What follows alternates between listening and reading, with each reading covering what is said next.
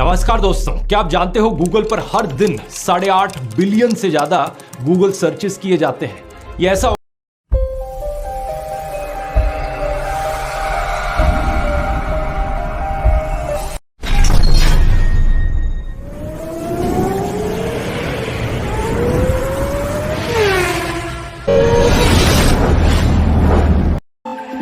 तो hi hello अस्सलाम वालेकुम, कैसे हैं आप लोग। और उम्मीद करता हूँ आप लोग अच्छे से होंगे। तो गाइस आज वीडियो लाए हैं भाई ध्रुव राठी का, जो कि भाई यूट्यूब के दुनिया में यूँ समझ लीजिए कि क्या कुछ नहीं जानता है और किसके बारे में नहीं जानता है। मतलब कमाल है यार, गजब, कुछ भी बोल सकते हैं यार भाई का वीडियो। यार आगे देखिए, वीडियो बहुत ही मज़ा आएगा। और वीडियो अगर चैनल पे नए हैं तो प्लीज़ चैनल को जाकर सब्सक्राइब कर दीजिएगा। और इसी तरह का वीडियो आप लोग को रिएक्शन वीडियो मिलता रहेगा। तो फिर करते हैं स्टार्ट और आप लोग बने रहे एंड तक। नमस्कार दोस्तों, क्या आप जानते हो गूगल पर हर दिन 8.5 बिलियन से ज्यादा गूगल सर्चेस किए जाते हैं।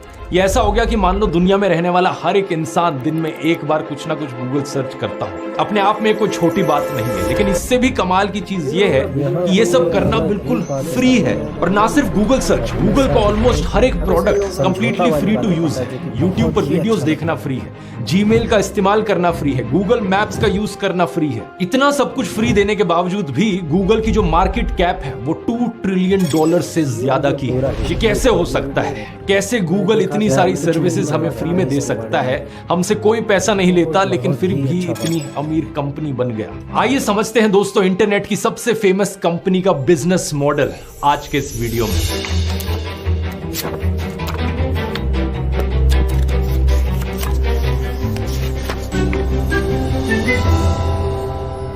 आपने अक्सर सुना होगा दोस्तों कि कैसे आज के दिन हम फोटोकॉपी मशीन को जेरोक्स मशीन कहते हैं, व्हाइट ग्लू को फेविकॉल कहते हैं और एडेसिव बैंडेज को बैंडेड कहते हैं। जब भी कोई कंपनी अपनी फील्ड में इस तरीके से डोमिनेट करती है तो उसके नाम को ही उसके काम से एसोसिएट किया जाने लगता है। इसी तरीके से इंटरनेट सर्च करने को आज के दिन कहा जाता है कि गूगल करो। इसी गूगल सर्च की शुरुआत दोस्तों साल 1998 में हुई थी, एक कॉलेज प्रोजेक्ट के तौर पर। लैरी पेज और सर्गे ब्रिन ने इसे बनाया था एक मिशन के साथ कि दुनिया की सारी इंफॉर्मेशन को ऑर्गेनाइज करना और उसे एक्सेसिबल और यूजफुल बनाना।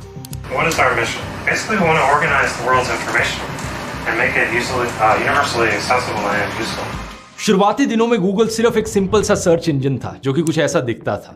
इंटरनेट पर सर्च करने के लिए एक बड़ी सिंपल सी वेबसाइट। गूगल जो शब्द है अपने आप में, इसका खुद से कोई मतलब नहीं होता, लेकिन ये गूगल शब्द से इंस्पायर्ड है। गूगल एक नंबर का नाम है। 1 के बाद 100 जीरोस लगा दो। जैसे 1 के बाद अगर 3 जीरोस आएंगे तो हम उसे 1000 कहेंगे, 1 के बाद 4 जीरोस आएंगे तो 10,000 कहेंगे। ऐसे ही 1 के बाद अगर 100 जीरोस आएंगे तो उस नंबर को गूगल कहा जाता है। इस कंपनी का नाम गूगल इसी चीज को दर्शाने के लिए चुना गया कि हमारा सर्च इंजन इंटरनेट पर इतनी सारी इंफॉर्मेशन ढूंढ कर लाएगा कि वो गूगल्स में होगी। अगर आप बहुत पुराने यूजर हो इंटरनेट के तो आपको याद होगा कि उस जमाने में जब गूगल सर्च किया करते थे तो एक्चुअली में ढेर सारे रिजल्ट पेजेस आते थे और गूगल इन रिजल्ट पेजेस को नीचे 1 2 3 4 5 एंडलेसली दिखाता रहता था और अपने नाम को भी ऐसे इतने सारे ओस के साथ नीचे लिखता था। साल 2000 में गूगल ने अपना पहला सबसे बड़ा कदम उठाया। इन्होंने एडवर्ड्स का सिस्टम इंट्रोड्यूस किया। इसे आज के दिन गूगल एड्स बुलाया जाता है। इसके चलते जो बिजनेसेस थे वो पैसे दे सकते थे अपनी एड्स डिस्प्ले करने के लिए गूगल के सर्च रिजल्ट्स पेजेस पर। आगे इसकी वीडियो में बात करेंगे कि कैसे ये गूगल का सबसे बड़ा बिजनेस मॉडल बना। लेकिन ओवर द इयर्स गूगल ने धीरे धीरे कई सारे प्रोडक्ट्स और सर्विसेज ऑफर करने शुरू किए। साल 2004 में पहली बार जीमेल इंट्रोड्यूस किया गया। 2005 में गूगल मैप्स इंट्रोड्यूस किया गया, जिसने दुनिया का नक्शा ही बदल दिया। 2006 में यूट्यूब को एक्वायर किया गूगल ने, जिस पर आप ये वीडियो देख रहे हो। बहुत से लोग इस चीज को नहीं जानते कि शुरुआत में यूट्यूब अपनी एक अलग कंपनी हुआ करता था। ये सिर्फ 2006 में ही था कि गूगल ने यूट्यूब को खरीदा। इसके बाद 2008 में गूगल एंड्रॉइड को इंट्रोड्यूस करता है, वही मोबाइल ऑपरेटिंग सिस्टम जो ज्यादातर लोगों के फोन में डला हुआ है। इसी साल गूगल अपना वेब ब्राउजर भी लॉन्च करता है, गूगल क्रोम, जो कि आज के दिन दुनिया का सबसे पॉपुलर वेब ब्राउजर है। आगे चलकर गूगल अपने हार्डवेयर प्रोडक्ट्स भी बनाने लगा। इनके पिक्सल स्मार्टफोन्स, इनके क्रोमबुक लैपटॉप्स और स्मार्ट होम डिवाइसेस। आज आर्टिफिशियल इंटेलिजेंस की फील्ड में भी गूगल एक्सपैंड कर रहा है। और ये सब सुनकर आपको लगेगा कि एक से बढ़कर एक जोरदार प्रोडक्ट गूगल निकालता रहा और हर चीज सक्सेसफुल होती रही, लेकिन ये चीज सच नहीं है। मैंने जितने भी एग्जांपल्स आपको गिनाए ये सारे सक्सेसफुल प्रोडक्ट्स और सर्विसेज के एग्जांपल हैं। ढेर सारी ऐसी भी चीजें हैं जो गूगल ने ट्राई करी, लेकिन गूगल उन सब में फेल हो गया। जैसे कि गूगल प्लस, गूगल ने अपना सोशल मीडिया प्लेटफॉर्म बनाने की कोशिश करी थी फेसबुक के कंपटीशन में, लेकिन ये फेल रहा। गूगल हैंगआउट्स चैट करने की ऐप जो एक समय पर काफी चला करती थी, लेकिन 2022 में से बंद कर दिया गया। गूगल नेक्सस टैबलेट्स ये भी एक टाइम पर बहुत फेमस हुए थे आईपैड के कंपटीशन में, लेकिन एक टाइम के बाद गूगल ने इन्हें भी बंद कर दिया। Google podcast, Google glass, Google wave, Google reader failures के एग्जाम्पल असलियत में कहीं ज्यादा है सक्सेसेस के कंपैरिजन में। विकिपीडिया पे जाकर अगर आप पूरी लिस्ट देखोगे तो 200 से ज्यादा ऐसे प्रोडक्ट्स और सर्विसेज हैं जो गूगल के फेल हुए हैं, और यहीं पर हम सबके लिए एक बहुत बड़ी सीख है, failure is the mother of all successes. सही मायनों में सक्सेस अचीव करने के लिए आपको बहुत बार फेल होना पड़ेगा। इन सारे सक्सेसेस और फेलियर्स को ध्यान में रखते हुए जानते हैं आज के दिन गूगल सबसे ज्यादा पैसे किस चीज से कमाता है। अपने सबसे पुराने business model Google search ads से। आइए डिटेल में समझते हैं। स्क्रीन पर आप देख सकते हैं साल 2022 के लिए गूगल का रेवेन्यू ब्रेकडाउन, यानी गूगल ने जो पैसा कमाया साल 2022 में वो कहां से कमाया। टोटल $280 बिलियन का रेवेन्यू है, जिसमें से 58% पैसा यानी कि $162 बिलियन आता है गूगल सर्च पर दिखाई जा रही एड्स से। इसके बाद second biggest source of income है गूगल नेटवर्क एड्स। अलग अलग वेबसाइट्स पर जो आप एड्स देखते हैं जो गूगल के साथ पार्टनर करती हैं, गूगल यहां से $32.78 बिलियन कमाता है। थर्ड नंबर पर है यूट्यूब एड्स, $29 बिलियन यहां से आते हैं, यानी कि जो एड्स आप इस वीडियो के बीच में देखोगे। यहां एक बड़ी इंटरेस्टिंग चीज है कि यही एड्स हम यूट्यूबर्स के लिए भी एक इनकम का सोर्स है। जो पैसा एडवर्टाइजर्स पे करते हैं इन एड्स को दिखाने के लिए, वो क्रिएटर्स और गूगल के बीच में स्प्लिट किया जाता है। 45% पैसा गूगल के पास जाता है, 55% मेरे जैसे क्रिएटर्स के पास रहता है। तो जो 45% यूट्यूब का शेयर है सभी क्रिएटर्स से, वो $29 बिलियन रेवेन्यू जनरेट करता है गूगल के लिए एक साल में। सिमिलरली गूगल प्ले स्टोर पर एप्स हैं। जब कोई ऐप क्रिएटर अपनी ऐप को बेचता है गूगल प्ले स्टोर के जरिए, उसमें से 70% रेवेन्यू उस ऐप बनाने वाले के पास जाता है और 30% रेवेन्यू गूगल को देना पड़ता है। तो इन एप्स की सेल्स से और बाकी फोन्स और लैपटॉप्स बेचकर जो गूगल पैसा कमाता है, उससे आने वाला रेवेन्यू फोर्थ नंबर पर आता है $29 बिलियन के साथ अराउंड 10.4%। और फिर आखिरी मेजर रेवेन्यू सोर्स है गूगल क्लाउड, $26 बिलियन के साथ। अब दिलचस्प चीज ये भी है देखने की गूगल ये पैसा खर्च कहां पर करता है। करीब $40 बिलियन खर्च किए जाते हैं रिसर्च एंड डेवलपमेंट में, ताकि और नए प्रोडक्ट्स और सर्विसेज की रिसर्च करी जा सके और नए फेलियर्स अटेम्प्ट किए जा सके। करीब $44 बिलियन पैसा खर्च किया जाता है नॉन प्रोडक्शन कॉस्ट में, जैसे कि ऑफिसेज को रेंट करना, एडवर्टाइजिंग, मार्केटिंग, अकाउंटिंग पर खर्च करना, एम्प्लॉयज की सैलरी देना। टोटल खर्चा इनका आता है सारे एक्सपेंसेस मिलाकर करीब $207 बिलियन, जैसा आप स्क्रीन पर देख सकते हैं। ये पूरी इनकी कंपनी की बैलेंस शीट है। यहां आप ये भी देख सकते हैं कि इनकम बिफोर टैक्सेस $71 बिलियन बनता है 2022 में। करीब $11 बिलियन का ये टैक्स पे करते हैं और अप्रोक्सीमेटली $60 बिलियन का इन्हें प्रॉफिट होता है। इस पूरे बिजनेस मॉडल में जो सबसे इंटरेस्टिंग चीज है वो है ये फ्री का फंडा।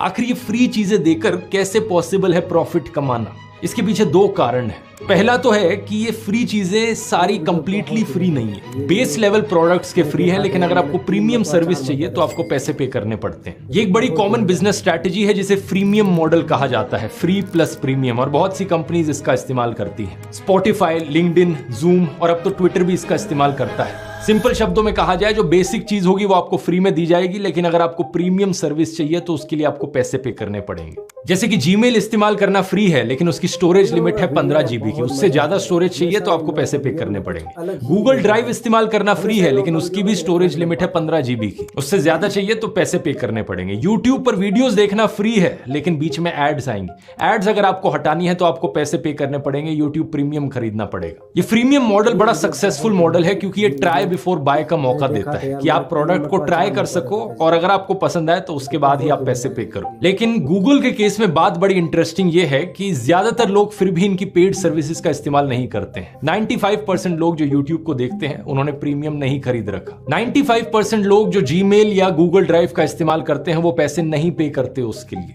लेकिन फिर भी गूगल अपना मेजॉरिटी रेवेन्यू फ्री वाली सर्विसेज से ही कमा लेता है। यहां आता है हमारा दूसरा रीजन, डेटा कलेक्शन। नहीं। जितनी ज्यादा फ्री सर्विसेज का हम इस्तेमाल करते हैं उतना ही ज्यादा गूगल के पास हमारे ऊपर डेटा अवेलेबल होता है। हर एक चीज जो हम गूगल पर सर्च करते हैं, हर एक वीडियो जो हम यूट्यूब पर देखते हैं, हर एक ईमेल जो हम भेजते हैं, इस सारे डेटा को एनोनिमसली कलेक्ट किया जाता है और टारगेटेड एडवर्टाइजिंग के लिए इस्तेमाल किया जाता है। आपने ये चीज खुद भी होते हुए देखी होगी। अगर आप यूट्यूब पर किसी हेल्दी रेसिपी के बारे में सर्च करोगे तो गूगल पर वेबसाइट्स पर घूमते वक्त आपको एड्स आने लगेंगी हेल्दी टिफिन सर्विसेज या न्यूट्रिशनिस्ट की। अगर आप गूगल पर दुबई के होटल्स के बारे में सर्च कर रहे हो तो आपको एड्स आने लग जाएंगी दुबई टूरिज्म की, दुबई की अलग अलग टूरिस्ट अट्रैक्शंस की। गूगल एक बड़े ही एडवांस्ड मशीन लर्निंग एल्गोरिथम का इस्तेमाल करता है टारगेटेड एड्स दिखाने के लिए, और सिर्फ एड्स के लिए नहीं बल्कि नॉर्मल सर्च रिजल्ट्स दिखाने के लिए भी गूगल पर एक बड़े कॉम्प्लेक्स एल्गोरिथम का इस्तेमाल किया जाता है। आपके कुछ सर्च करने पर कौन सी वेबसाइट ऊपर दिखेगी सर्च रिजल्ट्स में, कौन सी वेबसाइट नीचे दिखेगी, और कैसे अपनी वेबसाइट को ऊपर रैंक कराना है, ये चीज आज के दिन अपने आप में एक अलग साइंस बन चुकी है। इसे कहा जाता है SEO यानी कि सर्च इंजन ऑप्टिमाइजेशन। अगर आपका अपना बिजनेस है और आप चाहते हो कि गूगल पेड एड्स पर बिना पैसे खर्च किए ऑर्गेनिकली ही आपके बिजनेस की वेबसाइट सर्च रिजल्ट्स पर ऊपर शो हो,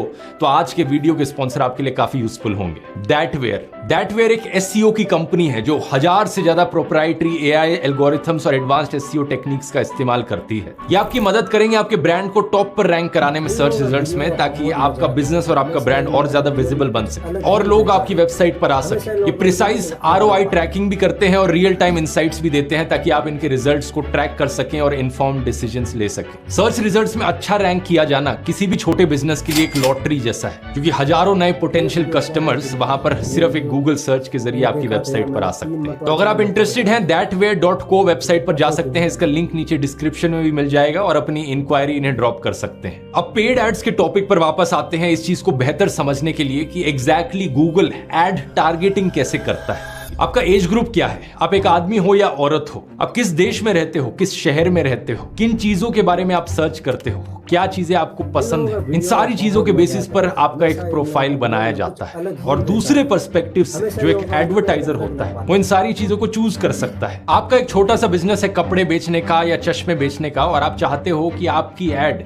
18 से 25 साल की लड़कियों को दिखे जो स्पेसिफिकली NCR के रीजन में रहती हो, तो ये चीजें आप चूज कर सकते हो। और फिर आप कुछ कीवर्ड्स चूज कर सकते हो जैसे कि सनग्लासेस या साड़ीज, और गूगल का काम यहां पर बन जाता है एक एडवर्टाइजर को एक यूजर से मैच करने का। अगर आपका एज ग्रुप, रीजन और जेंडर मैच हो रहा है और आपने गूगल पर सनग्लासेस से कोई रिलेटेड वर्ड सर्च किया, या यूट्यूब पर आपने उससे कोई रिलेटेड वीडियो देखा जैसे कि आपने किसी सनग्लास का रिव्यू देखा, तो गूगल को पता लग जाता है कि इस एड के लिए आप टारगेट कस्टमर हो और गूगल आपको ये एड दिखाएगा। ये एक बहुत सिंप्लीफाइड एक्सप्लेनेशन है, लेकिन मोटे मोटे तौर पर गूगल एड्स इसी तरीके से काम करती है। थोड़ा कॉम्प्लेक्सिटी में जाए तो एडवर्टाइजर्स के बीच में भी कंपटीशन बहुत होता है, तो एड्स की बिडिंग करी जाती है। एडवर्टाइजर्स डिसाइड कर सकते हैं कि वो कितना पैसा पे करने को तैयार हैं उनकी एड दिखाए जाने के लिए। अगर दूसरी तरफ कोई और कंपनी और ज्यादा पैसे पे करने को तैयार है तो उनकी एड पहले दिखाई जाएगी। गूगल यहाँ पर एड रैंक कैलकुलेशन करता है इसके लिए कि कौन सी एड को किस रैंक पर रखा जाए। इसके लिए पैसे के अलावा एड की क्वालिटी भी देखी जाती है कि दूसरी तरफ जो यूजर है वो कितना ज्यादा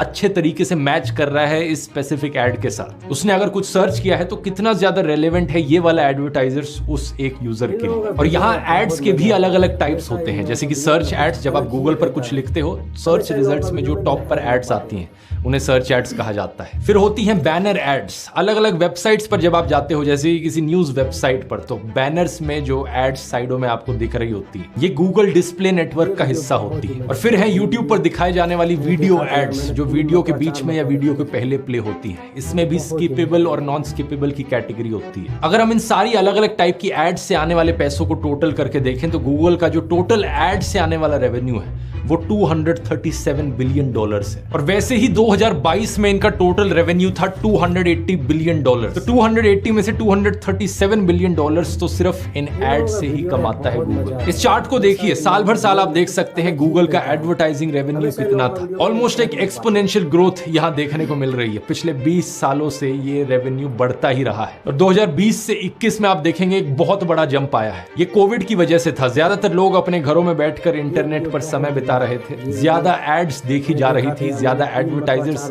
एड्स पर पैसे खर्च कर रहे थे, तो गूगल का रेवेन्यू उस समय में इतना बढ़ गया। और गूगल यहाँ इकलौती कंपनी नहीं है जो इस तरीके से टारगेटेड एडवर्टाइजिंग पर निर्भर करती हो अपने बिजनेस के लिए। मेटा की फेसबुक और इंस्टाग्राम का भी यही हाल है। 2023 में मेटा का एनुअल एडवर्टाइजिंग रेवेन्यू $131 बिलियन का था। अमेज़न भी इसी तरीके से एड्स दिखाकर पैसे कमाता है। आप सोचोगे अमेज़न को ऐड दिखाने की क्या जरूरत पड़ी जब अमेज़न ऑलरेडी प्रोडक्ट्स बेचकर अपनी वेबसाइट पर पैसे कमा रहा है। एक्चुअली में वो प्रोडक्ट्स बेचने से जो परचेज हिस्ट्री का डेटा निकल के आ रहा है यूजर्स के बारे में, वो और भी ज्यादा इंपॉर्टेंट है गूगल के डेटा से, क्योंकि गूगल को तो सिर्फ ये पता लगता है कि आपका इंटरेस्ट किस चीज में है। यूट्यूब पर आप किसी वीडियो को देख लेते हो या गूगल सर्च में आप किसी चीज को सर्च कर लेते हो अपने इंटरेस्ट से, लेकिन अमेज़न को ये पता होता है कि आपने कौन से प्रोडक्ट्स खरीदे हैं। इन प्रोडक्ट सेल से और एक्यूरेटली आपको टारगेट किया जा सकता है। पता है कि इस तरीके की चीजें आपको खरीदनी पसंद है, तो उसी तरीके की चीजों की एड आपको और दिखाई जा सकती है। इसी के चलते अमेज़न ने $46.9 बिलियन अपना रेवेन्यू जनरेट किया सिर्फ एडवर्टाइजिंग से। पिछले 20 सालों में इसी एक बिजनेस मॉडल के बल पर इन सारी कंपनीज ने इंटरनेट को डोमिनेट किया है, लेकिन अब लग रहा है कि इस मॉडल में क्रैक्स आने शुरू हो चुके हैं। इसके पीछे दो बड़े कारण हैं। पहला तो है प्राइवेसी कंसर्न्स। लोगों को चिंता होती है कि क्या क्या चीजें गूगल को आपके बारे में पता है, आप क्या खाते हो, कहाँ रहते हो, कहाँ काम करते हो, इवन किन डिजीजेस से आप सफर करते हो, क्योंकि अक्सर लोग गूगल सर्च करते हैं उन चीजों के बारे में। क्या आपकी रिलेशनशिप्स हैं, किन प्रॉब्लम्स को आप फेस कर रहे हो अपनी जिंदगी में। Well, I think Google does have more information than Facebook does. I don't know that it's a bad thing. I think it helps make the product better. 2023 की इस खबर को देखिए। गूगल ने $93 मिलियन का फाइन पे किया था कैलिफोर्निया की स्टेट को, क्योंकि गूगल यूजर्स की लोकेशन को ट्रैक कर रहा था, इवन दो यूजर्स ने लोकेशन हिस्ट्री को ऑफ कर रखा था। जैसे जैसे लोगों में अवेयरनेस बढ़ रही है प्राइवेसी को लेकर, लोग कम इंफॉर्मेशन शेयर कर रहे हैं इंटरनेट पर, और जितनी कम इंफॉर्मेशन इन वेबसाइट्स के पास जाएगी उतनी ही खराब रहेगी इनकी एड टारगेटिंग। और अगर एड टारगेटिंग खराब है तो एडवर्टाइजर्स इतने पैसे खर्च नहीं करना चाहेंगे, जिससे कि इनके रेवेन्यू पर असर पड़ेगा। लेकिन दूसरी प्रॉब्लम इससे भी ज्यादा बड़ी है। एक फेमस कहावत है जो आपने सुनी होगी, don't put all your eggs in one basket. अपने सभी अंडों को एक टोकरी में मत रखो, कहीं वो टोकरी गिर गई तो सारे अंडे टूट जाएंगे। ये एडवर्टाइजिंग का मॉडल पूरी तरीके से बिखर जाएगा अगर किसी दिन लोगों ने गूगल सर्च को ही इस्तेमाल करना बंद कर दिया किसी कारण से। तो ऑलरेडी टाइम के साथ साथ गूगल सर्च की रिलायबिलिटी कम होती गई है। पहले सिर्फ आपको एक एड ऊपर दिखती थी, लेकिन अब आप किसी चीज को सर्च करोगे तो पहले टॉप सर्च रिजल्ट्स एड्स ही होंगे। अगर सर्च करने पर सिर्फ एड्स ही एड्स हर जगह दिखती हैं, तो उन सर्च रिजल्ट्स की यूजफुलनेस कम होने लगती है। और अब इमेजिन करो एक ऐसा कॉम्पिटिटर आया जो आपको एग्जैक्टली वही दिखाए जो आप सर्च करना चाहते हो बिना किसी एड्स के, जैसे कि चैट जीपीटी जैसा प्लेटफॉर्म। एक सवाल आप चैट जीपीटी से पूछो, आपको सीधा एक पैराग्राफ में डायरेक्ट आंसर मिलता है बिना किसी एड्स के। लेकिन वही सवाल अगर आप गूगल सर्च पर डालोगे तो ढेर सारे रिजल्ट्स आपको मिलेंगे जिनमें कई सारी एड्स मौजूद होंगी, और आपको अलग अलग सर्च रिजल्ट्स की रिलायबिलिटी नहीं पता, कौन सा रिलायबल है, कौन सा ट्रस्टेबल सोर्स है, किस वेबसाइट पर क्लिक किया जाए, किस पर नहीं क्लिक किया जाए। मेरी राय में ये एआई पावर्ड चैटबॉट्स जैसे कि चैट जीपीटी गूगल के इस एडवर्टाइजिंग वाले बिजनेस मॉडल के लिए सबसे बड़ा खतरा बनेंगे आने वाले सालों में। शायद गूगल भी ये चीज जानता है, इसीलिए गूगल भी अपने आर्टिफिशियल इंटेलिजेंस के सॉफ्टवेयर डेवलप कर रहा है, जैसे कि जेमिनी जो कि चैट जीपीटी का एक कॉम्पिटिटर। अब ये तो आने वाला टाइम ही बताएगा कि अगले 20 सालों के लिए भी गूगल इंटरनेट का चेहरा बने रहता है या नहीं, या कोई और कंपनी इसे आके पीछे छोड़ देगी। लेकिन एक चीज फॉर श्योर है, ये जो कंपटीशन है इन अलग अलग कंपनीज के बीच में, एक कंज्यूमर के लिए, हम लोगों के लिए एक अच्छी चीज है, क्योंकि हमें बेटर सर्विसेज और प्रोडक्ट्स मिलेंगे। आर्टिफिशियल इंटेलिजेंस को अगर आप इसी तरीके से डिटेल में अब समझना चाहते हैं तो इस वीडियो में मैंने उसे समझाया है, यहाँ क्लिक करके देख सकते हैं। बहुत बहुत धन्यवाद।